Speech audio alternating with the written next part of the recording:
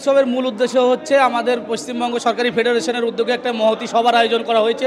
নদিয়া জেলার করিমপুর 2 ব্লকের অন্তর্গত, সেখানে মহিষবাথানে অবস্থিত।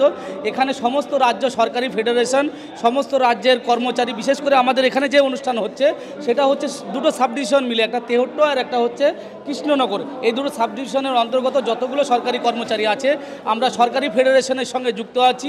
এখানে উপস্থিত হবেন মাননীয় প্রতাপ নায়েক মশাই, যিনি সরকারি ফেডারেশনের মেন উদ্যোক্তা, এবং মাননীয় মন্ত্রী মানস রঞ্জন ভূঁইয়া মশাই, উনি উপস্থিত হবেন।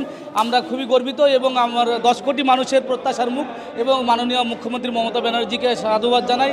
আমরা চাই সমস্ত কর্মচারীর ওনার পাশে আছি, ওনার সাথে আছি, মাননীয় মুখ্যমন্ত্রীর পাশে আছি। আমরা প্রত্যেকটা অঞ্চলে কাজ করি, বিভিন্ন সরকারিমূলক যে সমস্ত প্রকল্প রয়েছে, মানে জুতো সেলাই থেকে চণ্ডীপাঠ সমস্ত কাজ আমরা করি।